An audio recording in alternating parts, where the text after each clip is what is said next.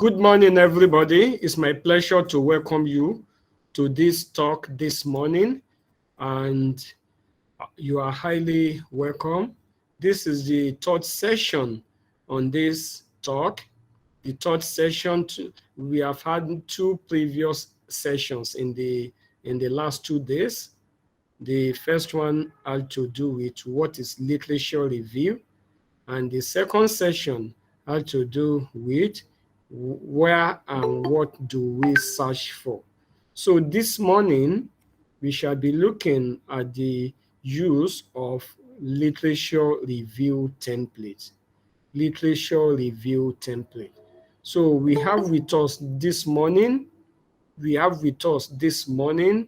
one of our scholars that will be sharing his experience with us and be guiding us through that form. So Mr.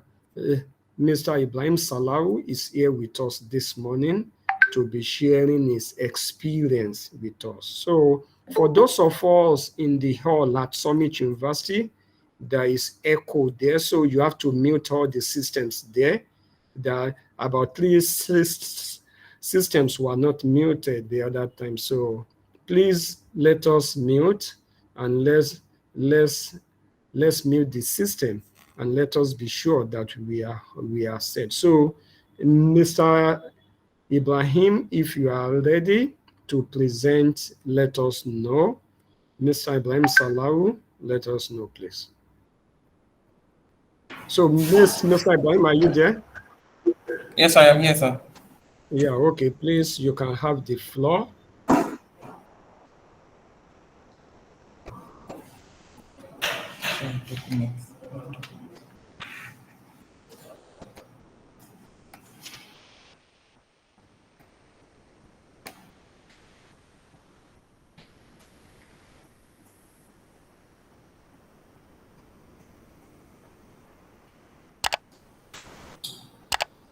Okay.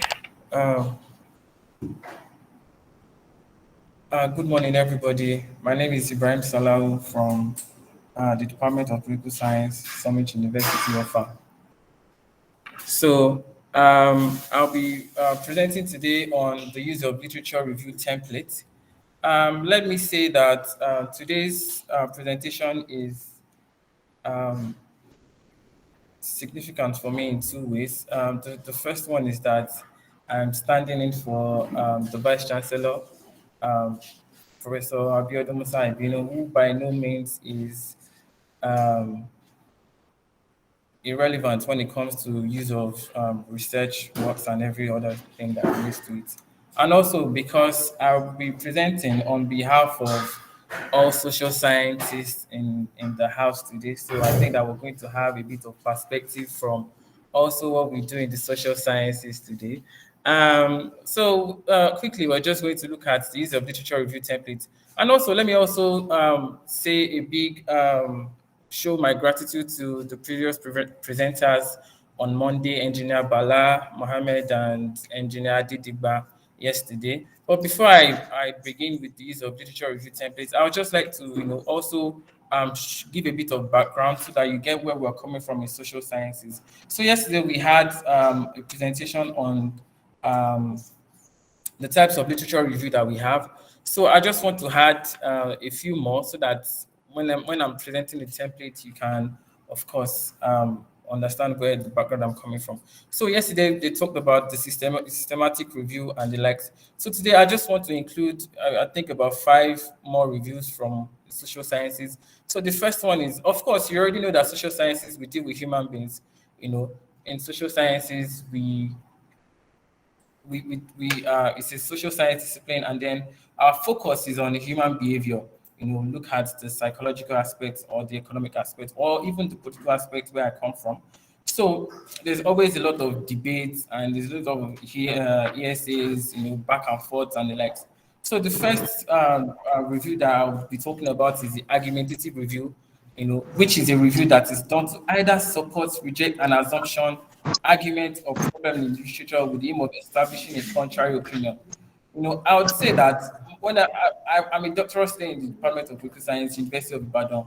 So, and my previous immediate past HOD there, Professor Ayede, he has a philosophical background, and if you know who philosophers are, you know that they always ask questions. So we're in a seminar one day. Of course, let me also say that I'll mostly be sharing my experiences, also. So when the seminar presentation one day, and then somebody made a statement, and then he just said, that he just said he just likes to be anti whatever opinion that you have, because our concepts, our arguments, our frameworks are susceptible to arguments. I can just decide. If you tell me that Buhari is a good president, I can be on this debate with you all day. So we always have, and so when we're doing our review also, it depends on whatever you want to work on. Some people prefer to just be anti whatever is going on. So we say argumentative review is one that is done to reject an assumption. And trust me, you would find as much literature that does this as possible that you need.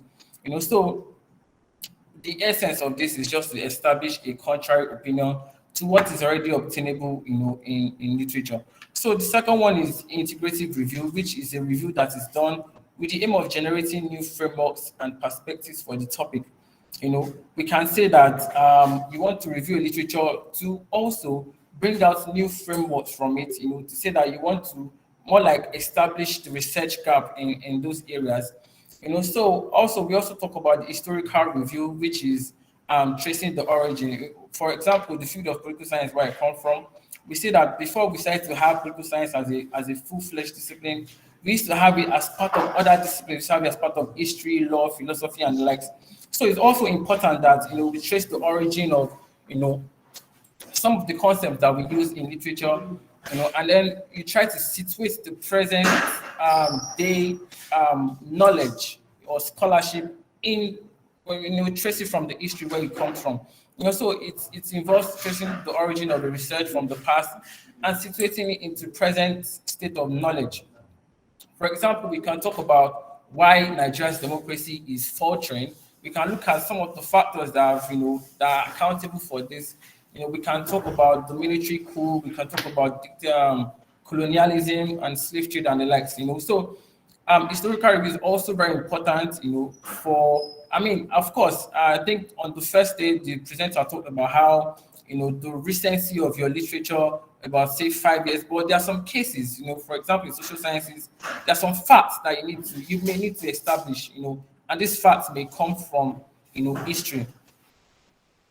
So the next one here is methodological review. We also review methodology a lot. There's always, because in political science we talk about post-behavioralism, we talk about the science of politics. Before, political science used to be studied normatively. We say that it was purely based on assumptions. It was not scientific in any part of it. So we now have new methodologies. We have borrowed methodologies from the sciences. We have from anthropology and the likes.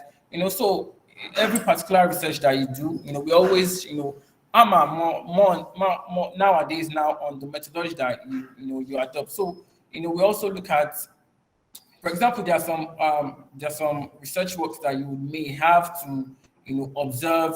If you're looking at how people behave. For example, I think there's a community in Namibia where they do not wear clothes. So if you want to study that kind of a community, you may have to look at previous studies. You may have to adopt an ethnographic research design.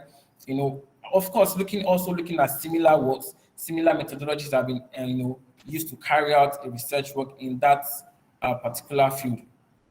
Also, last but not the least, here we also have theoretical review, which includes the review of theoretical knowledge for the purpose of examining their inadequacies and also to develop new hypotheses. I would also say that theories are also part of what we do in social sciences. We do not have, we have theories, of course, mostly, but we do not have laws. We talk about the formulation of laws. We talk about hypotheses, from hypotheses to theories, from theories to laws. We only have theories because it's difficult to have laws when the people that you are trying to study are not fixed on a particular behavior. I said earlier that social sciences, we try to study the behavior of human beings. So it's difficult for us to have laws. I think that the few laws that we have, maybe the law of diminishing returns in economics and a few other ones. So what we basically have our theories. We have loads and loads of theories. There are some of our courses that are just theories. So I mean, we see these theories as bridging the gap between hypothesis and law. So we say that these theories help us to, understand. For example, now if we want to talk about the state, if we want to understand how did the state come into existence, it is theoretical because nobody really knows. So we propose theories to help us understand these things. Some of the theories that we have, are like, for example, the most widely accepted theory of the state is the social contract theory. The social contract theory is saying that, before the state, there was a state of nature. There was Thomas Hobbes described it as, nasty, short, brutal, whatever, every bad thing that you can think of. So for that, so the theory is the most widely accepted because it says that, man came into an agreement to relinquish all their powers for the state so that the state now can provide for them. So subsequent theories a theoretical review on that theory now would show you that that theory is not totally logical. Therefore, we also have other theories that have emanated from the inadequacies. So what we have is basically, when we talk about theories now, we always talk about also their weaknesses. We also look at their inadequacies. So all these theories complement each other. So that is just also to talk about some of the reviews that we have. So now we move into the lecture for today proper. So we look at the literature review template guide or guideline. So it's a table. And also, I would also say that me being a social science from social sciences, not really familiar with this. It depends. It varies from what's it called now? From discipline to discipline. For most times in social sciences, what we have is we have a bigger table than this. We have it's similar to this, but it's always wider. So it's something that you can see at a glance. See all of the works. For example, if you're working on a PhD, Prof said yesterday that he wants his students to review nothing less than 50 literature. In the University of Ibadan, I've seen some supervisors that will tell you that your first year of your PhD is for literature review. Just go and read. Don't come to me. Just go and read whatever you read. So of course, when you're coming back, you have to come back with a review that where you can see what you've done, a summary of the work that you've done. Nobody really wants to, for a start, nobody wants to see the prose form of what you have done. We just want to see, okay, what are the literature that you've accessed? What are their contributions? What is the gap that you want to fill? How does your work fit into this gap? So we look at this template now. We look at some of the headings in this template. The first one is the title of article or chapter. This is the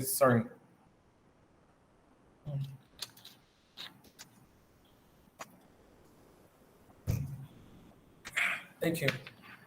So the first one is the title or article chapter. That is, of course, the title of the work that you are using. So the second one is the paper source. That is the link for which you have gotten them from. The date assessed.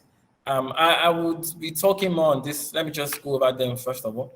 Then the next one says how to list paper using APA/IEEE format. In the reference section, I'm more familiar with the APA referencing format. Also, to cite within text using the APA format at the beginning and then at the end. So we also have keywords, description of article's title, description of methodology, strengths of the methodology or paper proposed in the paper, weaknesses of the proposed methodology or paper, significant results obtained, and other useful information. This is encompassing. It is, I think, is sufficiently captures every little thing about reviewing a literature. It has every details that you have. I think subsequently in the course of this event, I think we will be looking at how to convert this table also into a prose form, like what we've been doing here at Summit University. So the first part now is the title or article or chapter. I have is a template that has already been filled, so I'll also be sharing that. So the first one is the title of the article or chapter. This is where you put the title of your of the paper that you have reviewed. For example, now let me use a project that I'm working on. I'm currently working on gender and political parties' choice of female candidacy in Nigerian elections. So I would just put the title here. This is, I think, not, of course, this template here is for just one review, So here I would put that the title that I'm working on is Gender and Political Parties' Choice of Candidacy During Elections. So what I basically want to do is I want to look at how political parties favor more men than women, or say political parties take into consideration the gender of the candidates before they put them for. So that is, the background that I want. Of course, I would also be sharing some other templates from other disciplines here. So the paper source or URL is the link where you have gotten them from. So that is, yesterday the speaker mentioned several websites where we can get these papers from, maybe some from Science Direct, some Google Scholar and the likes. Also the next one here is date accessed. Date access here is important because I supervise quite a number of undergraduate research works. So I know that date access here, this is one of the ways by which a research work that has been copied. So you just check the references and then you see date access, you see 10th July 2017. And then of course we are in 2022. So, and date access is of course usually more relevant. It's also relevant when you're using journals or book citations, but it's also more relevant when you are using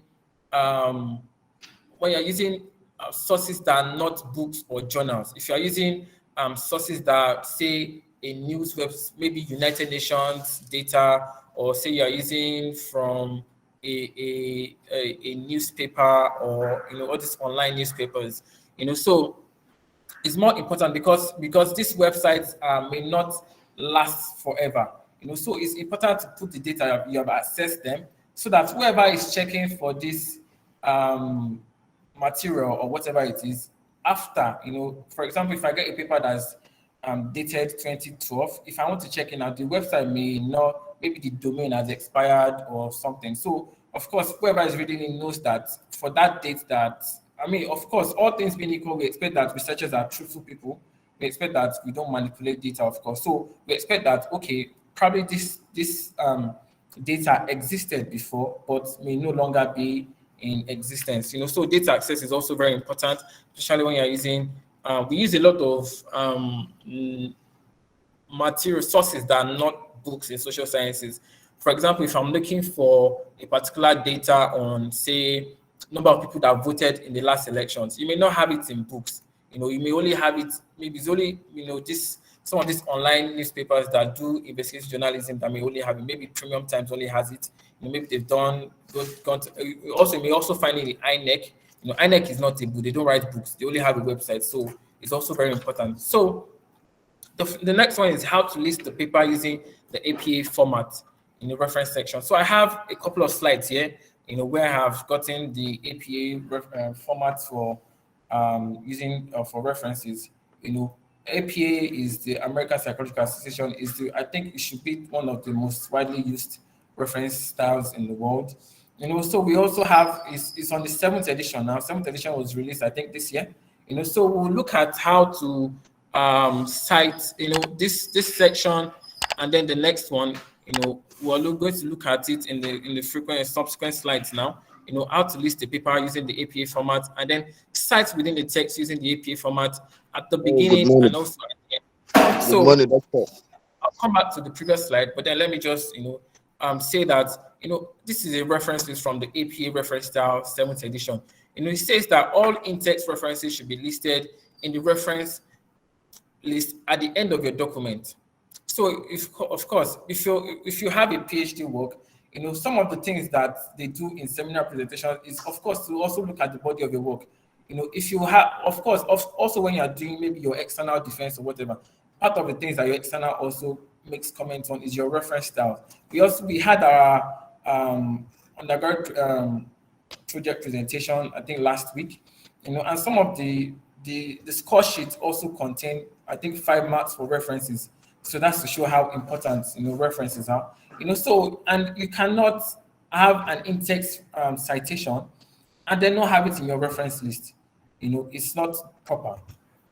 So it says all in-text references should be listed in the reference list at the end of the document. The purpose of the reference list is to contain all the information that a reader or of your work needs to follow up on your sources. For example, if I'm making a very huge claim, I'm saying that political parties do not allow women to contest for elections. That's a very huge claim.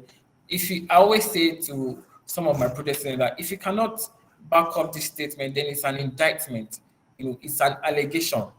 So what you do is you reference it. Say maybe Mohammed 2022 said that statement. So whoever is checking your work, if he wants to read further, we also part of literature review. I mean, as discussed on the first day, is that it can take from people's references and go and read further. That's why the URL link is very important. You have to put the URL link to make sure that people who want to also learn more can also do that. So an important. So we look at when compiling your reference list. List references on a new page. This is for a full work. This reference on a new page include all references regardless of format. Books, online, journals together. And let me also say that this point here is relative. In the University of Ibadan, what we always have is a bibliography whereby we separate the books from the journals, from the online articles, and then the likes. It also depends on the school PG format. We have a PG guideline in the University of Ibadan where it is mandatory that you have it, and then your work is seated along that line. So he also says the other entries alphabetically by surname of author, or authors. List work with no author under. There are some works that do not have authors. There are some works that do not have dates. Some may just be policy papers, some may be unfinished works. So you also, if you have for example, if you have a work that is not authored, you can just leave it like that.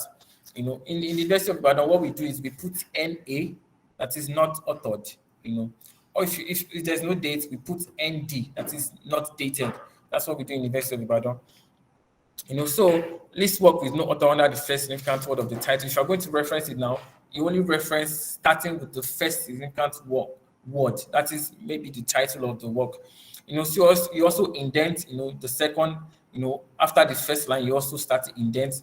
Sometimes you just use tab. Once you use tab, it does the work for you. Then use double spacing, and then note that all references in APA always end with a full stop, except that you are using a DOI or a URL.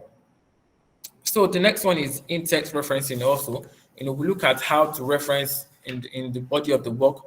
If you're referencing, for example, if you're referencing Teslim and Mohammed now, you have to reference with the surnames, of course.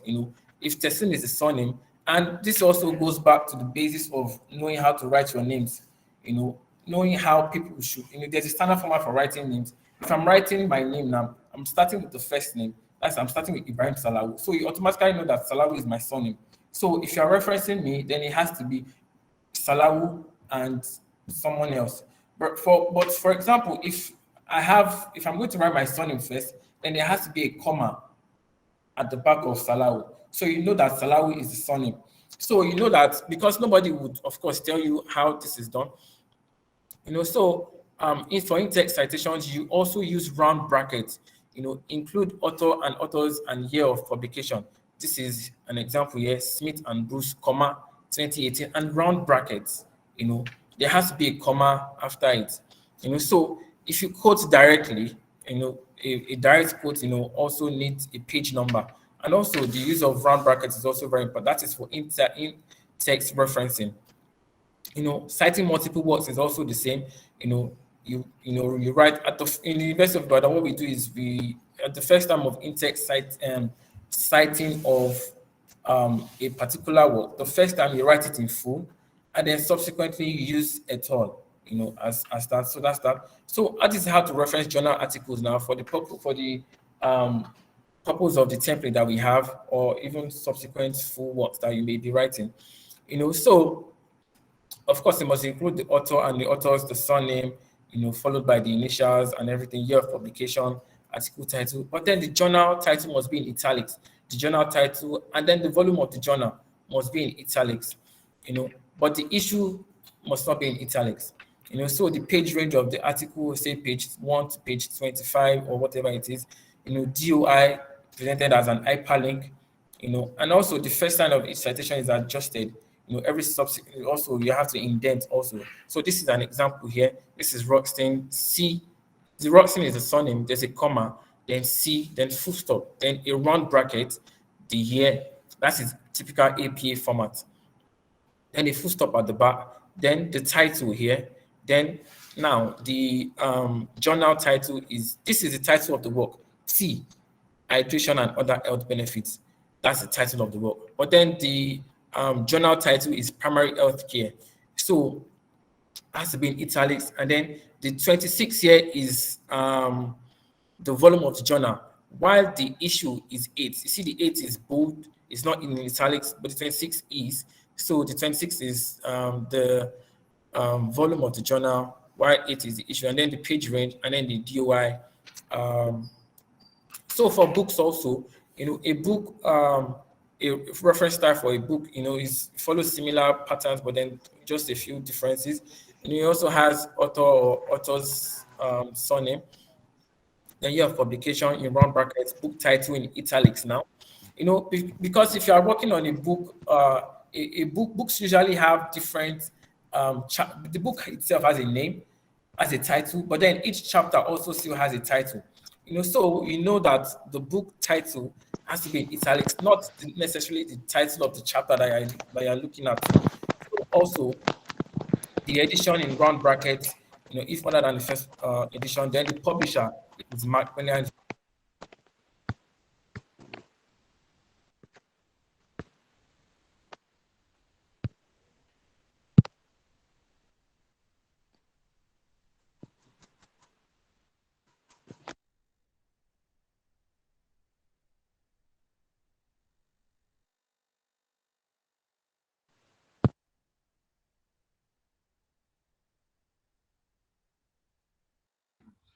The lecturer is on mute.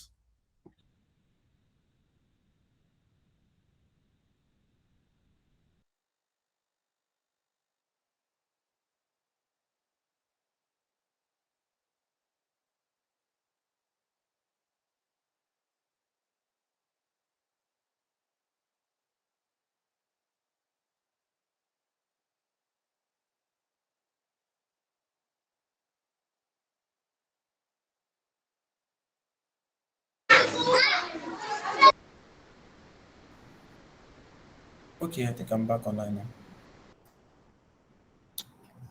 So we also have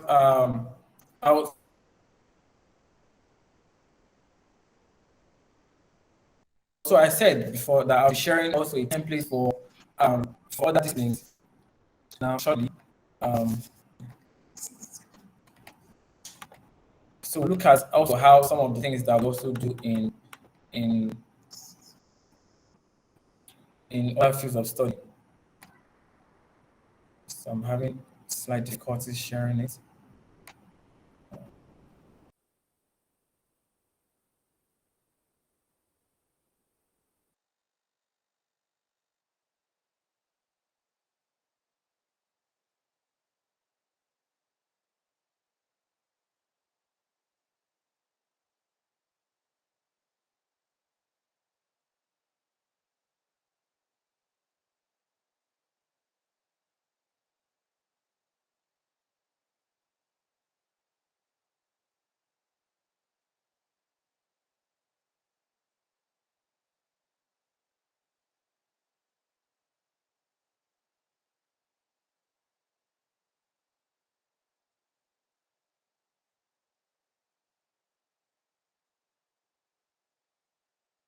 We are sorry. We are sorry for that technical hitch. So I think the speaker will soon be online with us. But as of now, what he has just presented just has to do with the literature review, especially from the humanities side of study. So while waiting for him to come back online, so please bear with us. Okay, over to you, please. Yes, okay, thank you, sir. Yeah, I was going to share the template for other disciplines now. We have a template here with the title Wireless EV Charging System Without Air Gap and Misalignment. Also similar to what we've done before, just to have a bit of other perspective. So this is a paper source or the URL here is written here. And then also the date access is April 2nd, 2020. Also, this is the referencing format for this. I suppose because it is not written out in full, so we will also take into consideration the referencing format that I showed in the previous slides.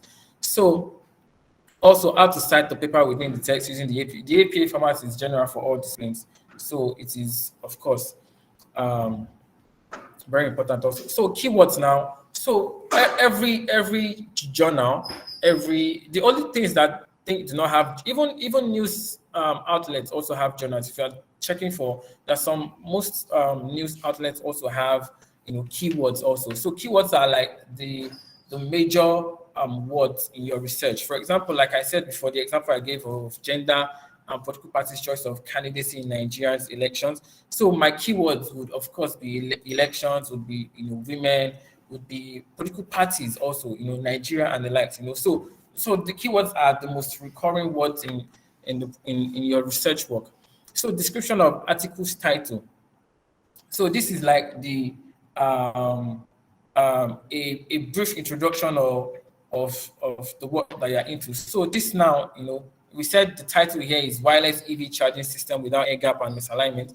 So the description is that we want to design a wireless electric vehicle charging system without air gap and misalignment errors. So the example I also gave about gender and political party choice of candidacy would be to determine whether political parties take gender into consideration when fielding their candidates.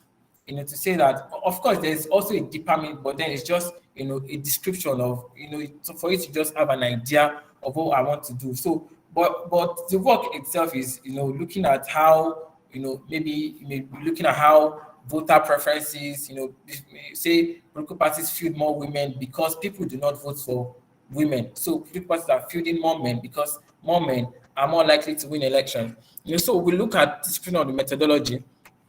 In social sciences, we have different methodology. And like I said before, we're beginning to pay more attention to our methodology. For example, in political science, where I come from, we have behavioralism, which is the science of politics. It's saying that we no longer want to make assumptions. We want to also be scientific. That's why we now do a bit of statistics that we really struggle with in social sciences.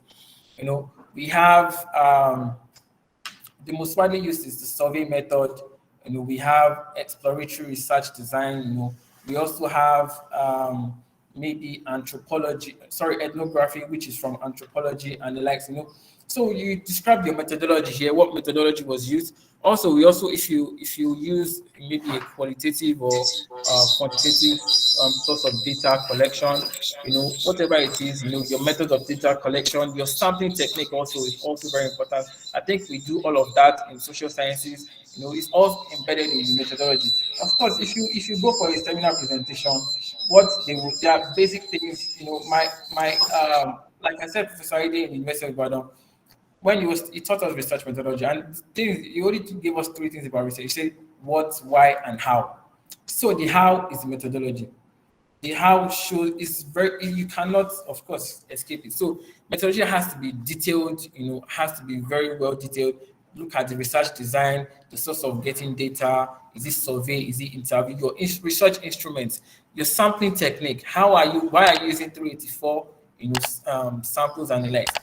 So also here we also look at the methodology in this one. The method proposed seeks to eliminate large air gap and misalignment encountered in wireless. So this is also an example of the methodology in this part. So we also look at the strength of the methodology proposed in the paper. Also, before, let me just mention quickly in this description of methodology, I was presenting at the University of Ibadan my PhD work a while ago. So I remember somebody asked yesterday that what do you do when you don't find enough resources or enough literature in your work. I remember then, because we also cater for all of these things in social sciences, when I was presenting my work on gender and political parties' choice of candidacy during elections, it's a work that is really do not have so much literature to it, because people really just focused on at elections, but I was looking at the primary process of political parties. So I came there, with my own research design that I felt was good for the work. So the HOD then, Professor Ede, then said, you cannot use this research design. Then he suggested that I use exploratory research design. So an exploratory research design now is a research design whereby there's limited literature in that particular field that you're looking at. So exploratory is of course, as the name says, you're going to explore, it's going to give you like an in-depth study. So he said I should use an exploratory research design for my work. Fine. Then he now still said that I still have to go and get more literature. Then I was confused that how do you want me to use an exploratory research method when we have already agreed in this place that there are no literature? Where do you want me to start to look for the literature? So I also had to, so what I did was, because social sciences also, I had to, take inferences from other countries, look at, not necessarily Nigeria, maybe look at other African countries, in West Africa, and also across other countries with similar characteristics, of being developing and the likes. So also looking at the strength of the methodology, look at, and this part is also very important because nowadays, if you make applications, they want you to critique your work yourself. I still submitted an application to the University of Leicester yesterday, and this was also part of what they asked me to write. They want you to critique. So it's now left for you to say, do I want to redeem myself, or do I want to just shoot myself slowly, or what do I want to do? Of course, they will ask you for the strength and then the weaknesses. So the strength, of course, you can appraise your research design and say that, it is useful for I'm using an exploratory research design because it's going to help me with in-depth, sorry, excuse me.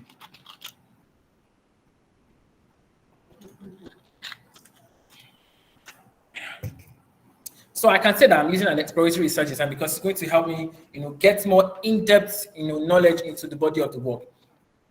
For also whereby it's using an anthropology, ethnographic, research design can, take advantage of the fact that, you're going to, it's the best research design because it helps you study the particular environment that you are in, and the likes, So you have to just, of course, we're also talking about the strength of your method of data collection. If you're using survey method and the likes, we use survey a lot. I think that we have already even abused survey in social sciences because everybody wants to share questionnaire, everybody wants to conduct interview. Whereas there are some works that really do not require you to have questionnaire, to be very honest.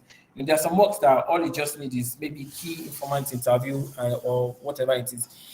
So I remember at the University of Ibadan also, there's a time that some of the, because, the senior, I would say the senior professors in the department, at that time, of course, they didn't really use much of quantitative methods, I mean.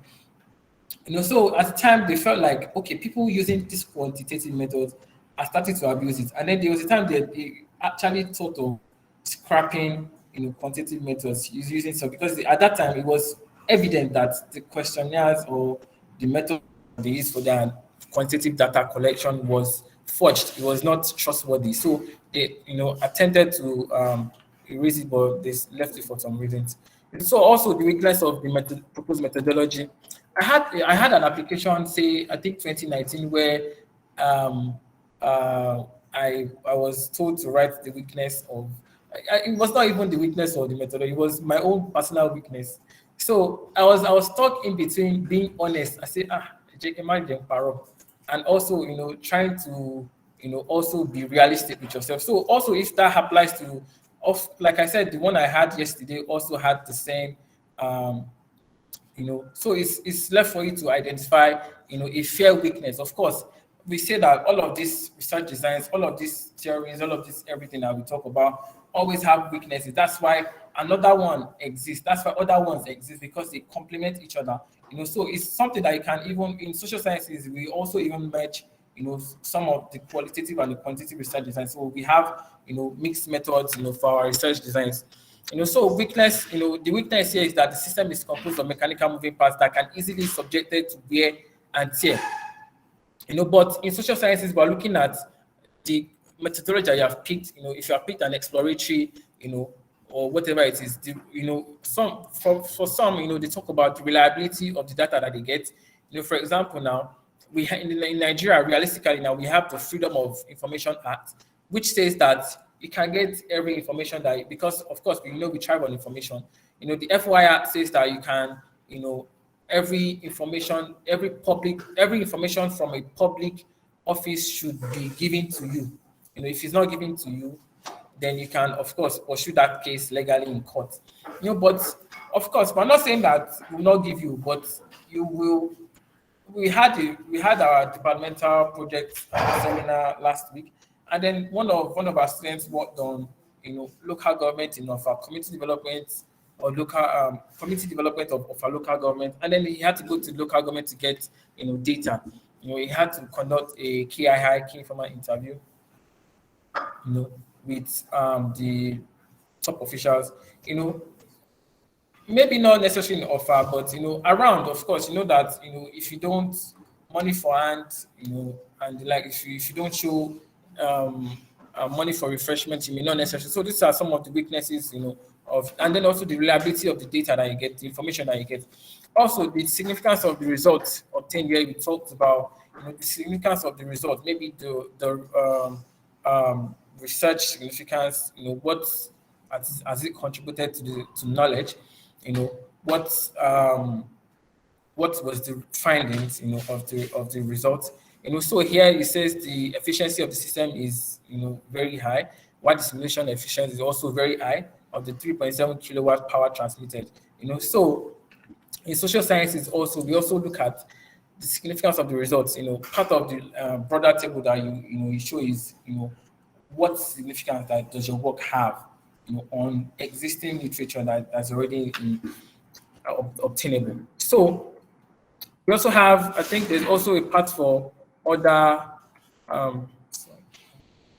there's also a part for, I think there's a last part that talks about other findings. Here we may have, issues like your ethics, the ethics, of the research, the gaps, the further gaps that your work had also identified, because we also say that, research creates more problems. If you are conducting a research on something now, the findings of your research has created another problem. For example, if you are saying that Buhari is a good president, you find out that Buhari is a good president, then the other problems that you have created is what makes him a good president? What has he done? What sector has made him a good president? So we also have all of these things. So research ethics, if you're for most, especially in the sciences, also we also have a bit of ethics in the social sciences, but our work doesn't really require ethics. But of course, there are some, maybe ethnography. I keep saying anthropology. Maybe ethnography. Ethnographic research design will require you to get, ethics. If you're going to be living with a particular group of people, trying to observe them, see a community, how do they live, what do they do, and So I think that this is everything about a research. And also for context in social sciences, we because, like I said before, in post-science, basically, because we used to have a qualitative mode of research before, we used to just base on assumptions. We were not scientific at all. So for example, now you can say that. Now I'll give an example. Say Buhari has ruled for 2 terms. Do you think that necessarily makes him a good president? Taking into consideration all the factors that exist, it may not necessarily be a good president, because how many people voted for Buhari? About 20 million people. Nigeria is over 200 million people. So it may not necessarily have ruled for 2 terms because he's a good president. There are other factors that may be responsible for it. So that's why, social science, research works are really contentious. We can spend, if we go for seminar in University of Ibadan, you can expect not to live there in 2 hours, 3 hours for a presenter. And that's not even a final presentation. That's just a seminar presentation, because everybody keeps bringing insights. I remember there's a professor then, Professor Wolise, who had, I heard, he had, because it was his thesis was more spiritual than physical. So I know this thing they say about how jazz is not scientific, right? So he had issues. Even the work that is even what you can see, safe people they get problem. People still have a lot of issues. Not to talk of trying to be abstract with your work. Being abstract is it may work out, but I mean you're going to have to prove beyond reasonable doubt that okay, this is really it. So I think I would stop now. The session was supposed to be interactive, but I think it's not too late to start the interaction now. Thank you very much, everybody, for having me. Thanks a lot, Mr. Ibrahim SALAWU, for that wonderful presentation. I am sure that all of us will agree with me that he has done justice to that talk. So, and he has also brought another perspective to it, and that's another thing we are trying to share on this platform. For the first 2 days, we listened to those from science, technology, engineering, and mathematics, but today, from another perspective. So, and then he has also mentioned referencing style. So, well, tomorrow we shall continue on that referencing and citation style. So that's part of what we'll be talking about tomorrow. And Mr. Ibrahim SALAWU also shared his experience on filling the literature review template. So the floor is now open for question and answer. But before that, let me apologize that we have not been able to send the URL and the materials for yesterday's talk. But be rest assured that before 11 o'clock today, you will receive the URL and the PowerPoint presentation used for the talk yesterday. So please be rest assured. And then one thing we are also assuring you, it is that after this session, there will also be a tutorial session. So let's now signify if you have question, and then if you have a question, you can use the raise hand icon on the Google Meet, or you can type it in the message box. So I can see Oluseyi Adewunmi already. Please, Oluseyi Adewunmi, you can go ahead with your question, please. Thank you. Thank you very much, sir. Thank you very much for your presentation. Really appreciate your fine work. I just have I've actually benefited from this series. Just like you, I'm actually a postgraduate student at the University of Ibadan. So this is very, very enlightening. Thank you so much. I want to mention to you, yesterday, the facilitator yesterday mentioned about having a template for LR, for the literature review. Today I saw the fantastic reading log that you used. I want to find out, did you use endnotes for your reading log? I'm actually fascinated with this. So it's actually a very smart way of working. So I'm just interested. Do you use endnotes for your reading log that has all this information? Because it's very good for a comprehensive literature review. Thank you very much. Thanks a lot. Okay, I will just try to answer that question on his behalf, number one. But before answering the question, I can see the issue of Esprit de Corps there. I can see the UI. So hope we have great effect people here also. Great effect too. Great effect too. Okay, great effect. Okay. Yeah, great. So okay, fine. The reading log is also what we call the literature review template that we have been using within us. So we are going to share it with us. You can modify it, and then what we try to do is also to actually use, but it's not linked directly to EndNote.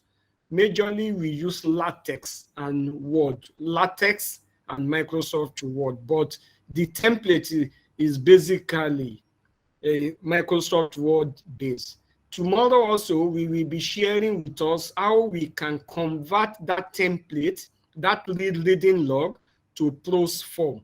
That is, after you might have filled enough templates, then how do you convert it to prose form? So that is what we'll be sharing tomorrow. So for the response is that the template or the reading log as of now is not linked to EndNote, and then but it's a bit linked to latex software. So that's that. So I will hand over to Raimo to continue with the question and answer session, and the speaker will also be is still Moshalan to answer our questions. Jet, over to you, and then. Well, thank you very much, Prof, and thank you to the presenter for the beautiful work. Well, it's heartwarming that we're looking at it from management or social science perspective today, and the examples of literature review that the presenter has given are also very enriching, because these are essentially what we'll do in social sciences. It's quite a means of another means of classifying literature review. But of interest to me, not necessarily a question, has to do with his argument about the issue of either overemphasized in terms of methodology that is being adopted in social sciences. Suffice to say that it is not necessarily either quantitative or qualitative. I mean, it's not either exploratory or explanatory. There is also a midpoint to that we call the mixed method in social sciences, which employs the use of both interview and survey. There's a lot of argument in within the social sciences as to which one is better, which one is not, which I think is outside the scope of this seminar. But it is the student in social science should note that instead of having what is called law in the pure sciences, what we often have as part of our review has to do with the methodology. In terms of methodology, what you are using, we'll be thinking about, we're always interested in knowing what you call the ontology and epistemology of your studies. For example, we want to be interested in whether, as a researcher, what do you consider as knowledge, and what is your interaction or relationship with that study. That is always very, very important, and you must do a thorough review of literature to be able to position yourself in terms of your methodology. So the methodological review in social science is very, very important for students who are going to be doing social science study. You need to do a thorough literature review to be able to position yourself as to whether you are aligning yourself essentially in terms of ontology, whether you are taking a positive position or you are taking a interpretivist position or any other position. And it is almost a recommendation that you must have what we call a philosophical stand, which at least at the PhD level, for example, you expect to have what we call what's going to be your philosophy in terms of your research.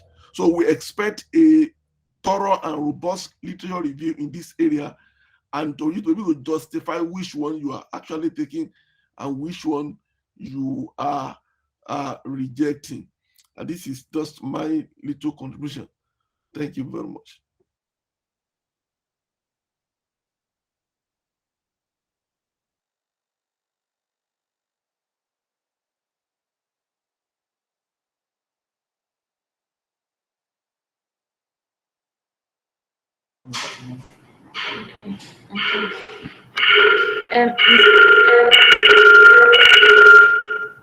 Mr. Mohammed Bari Suleiman, you can proceed with your question.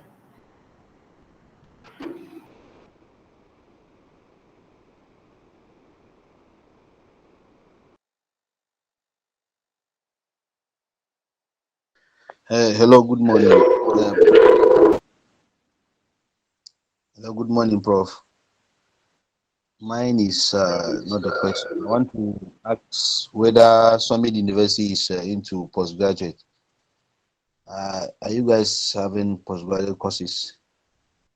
Thank you.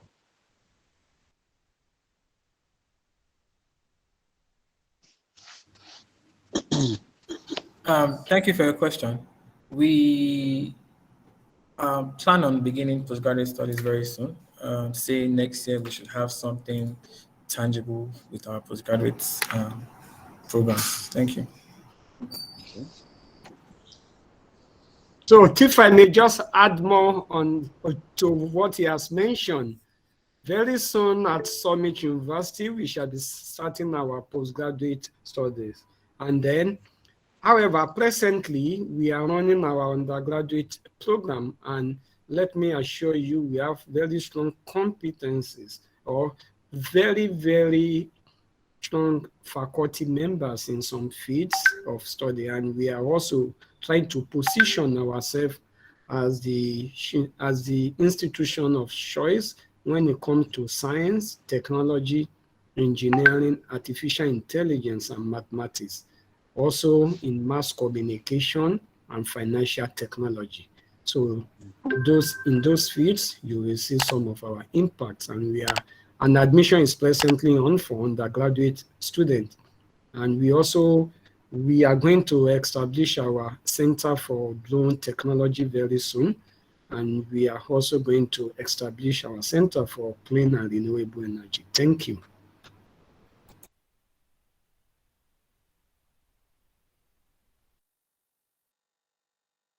So if you are hearing me, I think it is time for us to actually have about 5 to 10 minutes break. Then we can join the tutorial rooms or group discussion.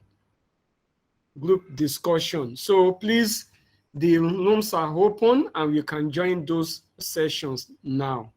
So on behalf of Summit University and the organizer, we say thank you to the speaker, Mr. Ibrahim SALAWU, and the organizers, and those of us who have been here with us for the past few days. Please let us join the tutorial room.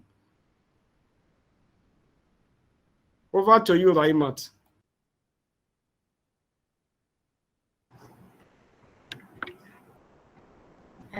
Thank you very much, sir, for the wonderful presentation. All what you said has been noted, and we work towards all what you said. Thank you very much, sir.